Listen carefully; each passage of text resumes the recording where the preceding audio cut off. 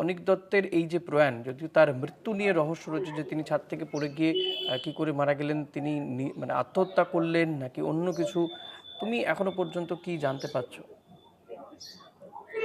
দেখো, এখনো পর্যন্ত বাড়ির সামনের ছবিটা আমি তোমাকে দেখাচ্ছি। আমি রয়েছি একদম হিন্দুস্তান পার্কে, তার বাড়ির সামনের অংশে, যেখানে ইতিমধ্যেই ঘটনাস্থলে পৌঁছেছে ফরেন্সিক টিম এবং একেবারে যে বহুতল, সেই বহুতলের ওপরের অংশ থেকে সামনের দিকের অংশে কিন্তু তিনি পড়েন ওপর থেকে, এবং সেই স্পটে এই মুহূর্তে তোমাকে আমি দেখাবো যে সেই অংশটাকে ঘিরে রাখা হয়েছে।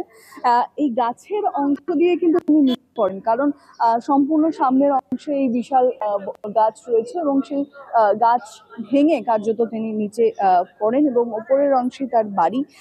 সেই ফ্ল্যাটে তিনি ফ্ল্যাটে দীর্ঘদিন ধরে থাকেন এবং কার্যত যে বিষয়টি সামনে আসছে যে একটি সুইসাইড নোটও তার ঘর থেকে উদ্ধার হয়েছে এবং বেশ কিছুদিন ধরে তার পারিবারিক কিছু সমস্যার কথাও কিন্তু সামনে আসছে এবং এই মাসেরই 17 তারিখ তার মার মৃত্যু ঘটেছে। কার্যত 10 দিনের মাথায় এই দুর্ঘটনা এবং এখনো পর্যন্ত সঠিক কারণ না জানা গেলেও যেমনটা মনে করা হচ্ছে যে তিনি আত্মহত্যার একটি প্রবণতা কিন্তু উঠে আসে, কারণ যেহেতু ইতিমধ্যে একটি সুইসাইড নোট পাওয়া গেছে এবং সেই সমস্ত বিষয়টি তদন্ত করছে এই মুহূর্তে কলকাতা পুলিশ। কার্যত এই বিষয় নিয়ে কিন্তু ধোঁয়াশার সৃষ্টি হয়েছে। আজকে দুপুর নাগাদ এই ঘটনা ঘটে, তারপর এখান থেকে তার একেবারে বাড়ির সামনে একটি বেসরকারি হাসপাতালে তাকে নিয়ে যাওয়া হয় এবং গুরুতর আহত অবস্থায় তাকে সেখানে ভর্তি করা হয়েছিল।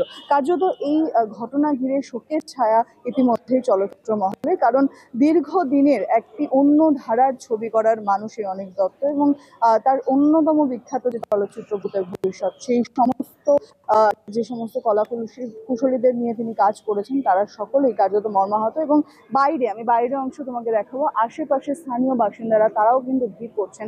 কার্যত এই ঘটনায় এলাকার মানুষদের মধ্যে চাঞ্চল্য ছয়, কারণ একেবারে রাস্তার ওপরেই তার এই ফ্ল্যাট, কার্যত সামনেই গড়িয়াহাট মোড় এবং তার থেকে কিছুটা দূরেই, অনতি দূরেই কার্যত বলবো, সেই অংশে কিন্তু তার এই যে বহুতল আবাসনে তিনি থাকতেন এবং একেবারে ভর দুপুরবেলা সকলের চোখের সামনে এই ঘটনা ঘটে এবং কার্যত আওয়াজ হয় এবং আশেপাশের যারা লোকজন ছিলেন তারাই এসে দেখেন যে তিনি এখানে গুরুতর আহত অবস্থায় পড়ে রয়েছেন এবং তারপরে কিন্তু তাকে পাঠানো হয় সামনের বেসরকারি হাসপাতাল।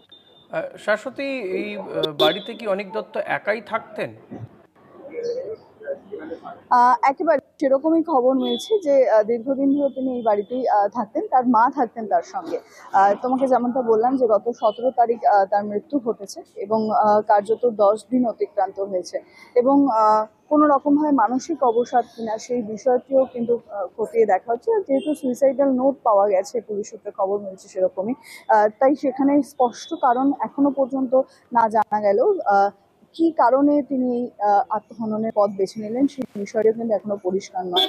তবে এই সম্পূর্ণ বিষয়টি বর্তমানে তদন্ত প্রক্রিয়া চলছে। এর মধ্যেই তোমাকে যেমনটা বললাম যে ঘটনাস্থলে উপস্থিত হয়েছে ফরেন্সিক টিম এবং সম্পূর্ণভাবে যেমনটা তোমায় দেখাচ্ছি, একেবারে এই বহুতলের সামনের অংশ থেকে তিনি কার্যত নিচে ঝাঁপ দেন এবং সামনের অংশে একটি বিশালাকার বটগাছ রয়েছে, সেটি ভেঙে কার্যত তিনি মাটিতে পড়েন এবং এই ঘটনার পেছনে কি কারণ সেই সমস্ত বিষয়টি কিন্তু তদন্ত সাপেক্ষ। তবে মানসিক অবসাদ কিনা বা পারিবারিক কোনো সমস্যা কিনা সেই বিষয়টি এখনো সামনে আসেনি। তবে তোমাকে যেমনটা বলছি যে কিছুদিন আগে তার মৃত্যু হয় এবং একাধিক ফেসবুক তার পোস্ট মায়ের মৃত্যু হয়। শাশ্বতী, আশপাশের লোকজন কি বলছেন, যে ছাদ থেকে তিনি পড়ে গিয়েছেন নাকি তিনি ঝাঁপই দিয়েছেন ছাদ থেকে, আত্মহত্যা করেছেন?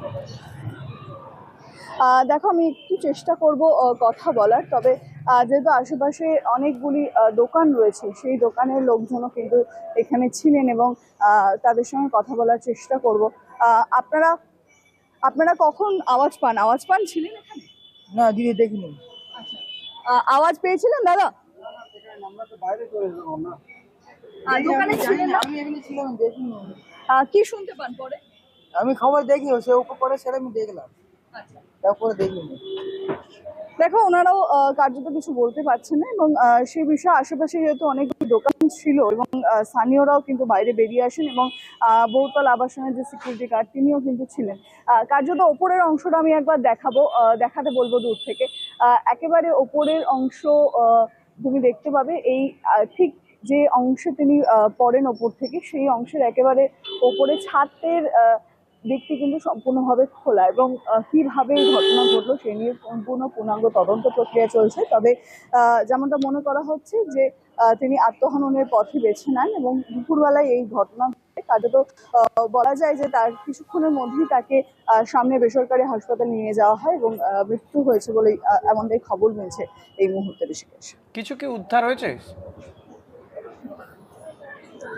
ঋষিকেশ, এই মুহূর্তে যেমনটা খবর মিলছে পুলিশ সূত্রে যে সুইসাইডাল নোট তা কিন্তু ইতিমধ্যেই পাওয়া গেছে তার ঘর থেকে এবং বাকি আরো জিনিসপত্র সেগুলো কিন্তু দেখা হবে আরো কোথাও কোনো কিছু রয়েছে কিনা এবং সব থেকে বড় বিষয় তার এই মৃত্যুর পেছনে কি কারণ সেটাই কিন্তু পরিষ্কার হচ্ছে না। মানসিক অবসাদ, পারিবারিক কোনো সমস্যা, তার কাজ সংক্রান্ত কোনো সমস্যা, সেই সমস্ত বিষয়টি কিন্তু এখনো পর্যন্ত পরিষ্কার নয়। তবে ইতিমধ্যেই সুইসাইডাল নোট মিলেছে এবং পুলিশ সূত্রে সেই বিষয়টিকে পুলিশ সূত্রে খবর সেটি এবং সেই বিষয়টিকে কিন্তু ইতিমধ্যেই পর্যালোচনা করা হচ্ছে। এই মুহূর্তে ভেতরের ছবিটা আমি তোমাকে দেখাবো যেখানে ফরেন্সিক টিম তারাও কিন্তু রয়েছেন এবং পুলিশের তরফ থেকে যাবতীয় যে পেপারস ওয়ার্ক সেগুলো করার প্রক্রিয়া চালানো হচ্ছে। যারা প্রত্যক্ষদর্শী ছিলেন তাদের সঙ্গে কথা বলা হবে এবং একাধিক বাসিন্দা তারা যারা এই আবাসনে থাকেন তাদের সকলের সঙ্গে কথা বলার যে প্রক্রিয়া সেই প্রক্রিয়াও কিন্তু চালানো হবে। ধন্যবাদ। শাশ্বতী কথা বলছিল আমাদের প্রতিনিধি শাশ্বতী রায়ের সঙ্গে।